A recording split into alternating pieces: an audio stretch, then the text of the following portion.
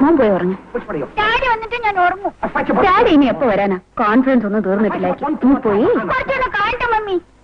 I'll fight you stand on one foot. I'll fight you with my eyes closed. Oh, pulling the necks on me, eh? Sneaking up on me, eh? Why? Here. Go away and let us alone. Oh, scared, huh? Daddy! Afraid, huh? How long can you stay Daddy, mummy പിണങ്ങിയിരിക്കോ? എന്തിനാണ് മോനെ? ഇന്ന് സ്ഥലങ്ങളൊക്കെ കാണാൻ പോന്ന് promise ചെയ്തിരുന്നില്ലേ? ഓ, daddy അതങ്ങ് മറന്നുപോയി. Put your hands on ഇതാ, the left side of ഇത് മോനെ. അതാർക്കോ? ഇത് മമ്മിക്ക്. Get up and teach him a lesson.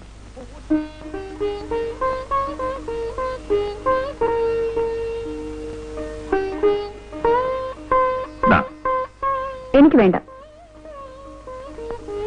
ദാ. വേണ്ടെന്ന് പറഞ്ഞില്ലേ? അല്ല, അങ്ങനെ പിണങ്ങിയാലോ? വരാൻ പറ്റിയില്ല. ഇന്നത്തെ കൊണ്ട് കോൺഫറൻസ് കഴിഞ്ഞു. ഇനി ഫ്രീ ആണ്. പിന്നെ 10 മണി വരെയല്ലേ കോൺഫറൻസ്. കൂട്ടുകാരെ കണ്ടാ പിന്നെ എല്ലാം മറക്കും. കൂട്ടുകാരി എന്ന് പറഞ്ഞില്ലല്ലോ. ഭാഗ്യം. ആർക്കറിയാം? ഇല്ല മോളെ, കൂട്ടുകാരിയും കാമുകയും ഭാര്യയും ഒക്കെ നീ തന്നെയാണ്. ഇനി ഒരാഴ്ചയുണ്ട്. എവിടെ വേണമെങ്കിലും നമുക്ക് പോകാം. അതെ അതെ, നാളെ പറയും ടെലിഗ്രാം വന്നു ഉടനെ പുറപ്പെടണമെന്ന്. നോ, ഒരിക്കലുമില്ല.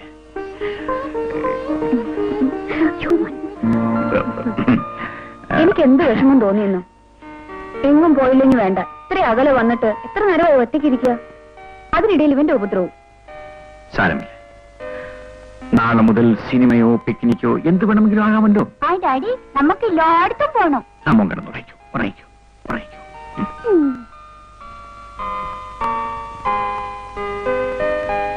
നിനക്ക് അവൻ നേരത്തെ ഉറക്കാൻ പാടില്ലായിരുന്നു. ഉറക്കില്ല.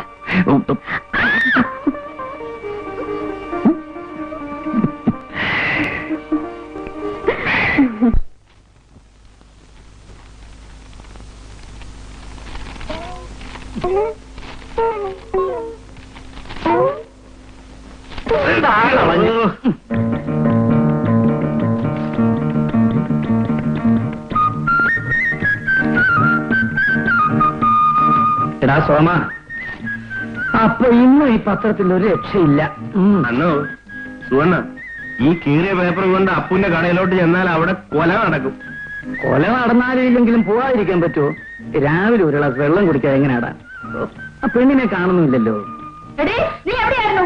ഞാൻ കുളിക്കാൻ പോയി. ഈയിടെ ഒരുങ്ങിച്ചവഞ്ഞാലും നടപ്പും പോക്കൊക്കെ ഞാൻ കാണുന്നുണ്ട്. വെളുപ്പാലത്ത് കുളിക്കാനെന്ന് പറഞ്ഞ് നീ പോകുന്നത് എവിടെയാണെന്ന് എനിക്ക് ഇപ്പൊ അറിയണം. കുളക്കടവിൽ വല്ലാത്ത തിരക്കായിരുന്നു. നീ ചെല്ലുമ്പോൾ മാത്രം വല്ലാത്തൊരു തിരക്കുണ്ടാവും. ചേച്ചിക്ക് എല്ലാ കാര്യത്തിനും എന്നെ എപ്പോഴും സംശയ. ദാ നോക്ക്, ഞാൻ പിഴയാ. പിഴച്ചത് നീ കൂടി ചീത്തയാവാതിരിക്കാൻ വേണ്ടിയാ. ആ ഓർമ്മ നിനക്കില്ലെങ്കിൽ വെട്ടി തുണ്ടമാക്കി കളയും. നാളെ മുതൽ ഈ വെളുപ്പാൻ നേരത്ത് കുളിക്കാൻ പോകണ്ട. അപ്പോ അമ്മ ആള് മോശമല്ല, ഇവിടെ മുഴുവൻ അടക്കി മരിച്ചോളാം അല്ലേ? എന്നാ നിനക്കിതൊക്കെ അറിഞ്ഞിട്ട് ഇപ്പൊ എന്തോ വേണം?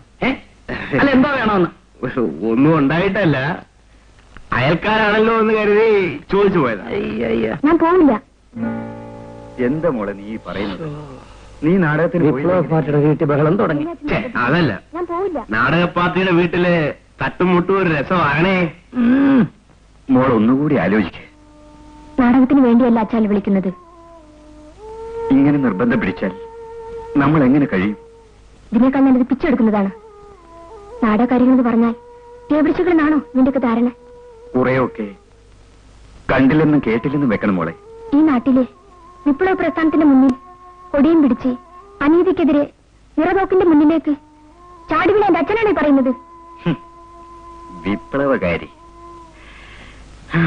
വിപ്ലവകാരിയായ അച്ഛൻ മരിച്ചുപോയി. നീതിയെയും സത്യത്തെയും രക്ഷിക്കാൻ ഇവിടെ ദൈവത്തിന് പോലും കഴിയില്ല മോളെ. ഈ നാടക കമ്പനിക്കാരൻ ആരാണെന്ന് അച്ഛൻ അറിയാമോ? പണ്ട് നമ്മുടെ സർപ്പക്കാട്ടിൽ ഒളിച്ചിരുന്ന സഖാവിനെ പാർട്ടിയുടെ തീരുമാനമെത്തിക്കാൻ അച്ഛൻ തന്നെ എഴുത്തുമായി ഞാൻ പോകുമ്പോൾ എനിക്ക് കൂട്ടി വന്നില്ലേ, അയാളാണ്.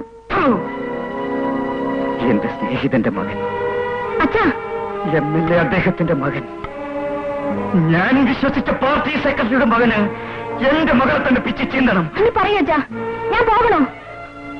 അവൻ അരിഞ്ഞു വീഴ്ത്താനുള്ള ശക്തി ഇനിയും എനിക്കൊണ്ട് മോളെ.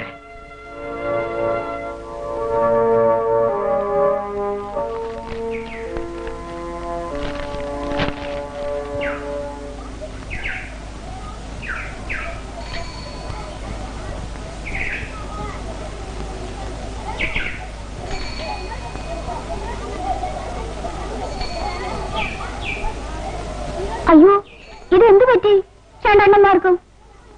കപ്പിൽ മുങ്ങിപ്പോയോ? കഷ്ടം, നാവ് വരണ്ടിരിക്കും. ഈ ചൂടുവെള്ളം ചെന്നാൽ ശരിയാവും.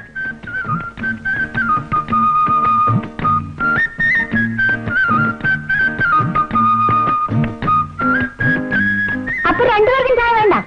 ഇതുവരെ നീ എവിടെയായിരുന്നു സുലതിനെ? ഓ, ഇനി ക്രോസ് വിസ്താരം കഴിഞ്ഞിട്ടേ ഉള്ളായിരിക്കും. വാങ്ങിട്ട് കുടിക്കടാ. അണ്ണന് വേണ്ടേ?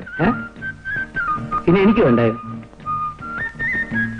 അണ്ണാ, നാളെ ഞാനൊരു ഇന്റർവ്യൂവിന് പോകുന്നു. എനിക്ക് ജോലി കിട്ടുമോ? സംശയിക്കണ്ട, ഈ ജോലി നിനക്ക് തന്നെ കിട്ടും. എടീ, നേതാക്കന്മാരുടെ ആളുകൾ ഉണ്ടാകുമ്പോ നീ ഒന്നും ചെന്നിട്ട് തന്നെ കാര്യമില്ല. കണ്ടില്ലേ, ഒരു തടസ്സം പറിച്ചില്ല. അല്ലേലും അവൻ അങ്ങനെ സുലഭന് പോയിട്ട് വാ. ദൈവത്തിന്റെ സഹായം ഉണ്ടെങ്കിൽ എനിക്ക് തന്നെ ആ ജോലി കിട്ടും.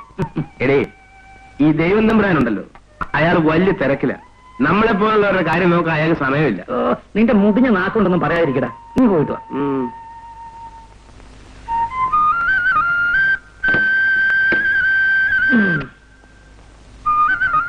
വാ, അപ്പന്റെ കട വരെ പോയിട്ട് വരാം. അന്നു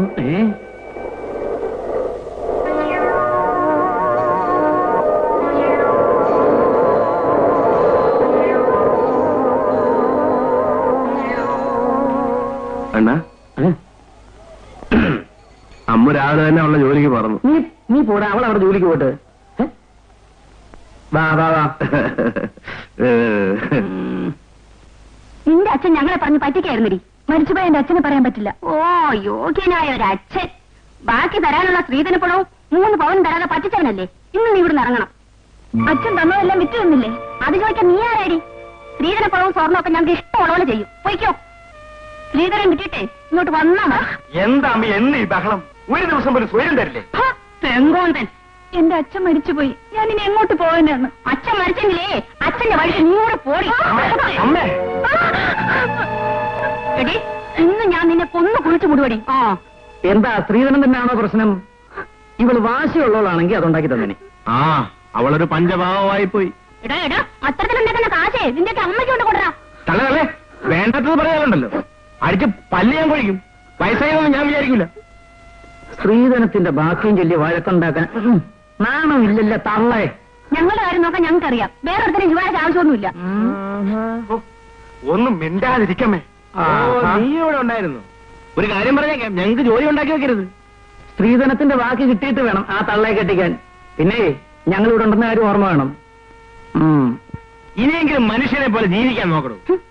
ഓ, ഒന്നിരിക്കുന്ന ഓരോത്തവന്മാരും. വേണം.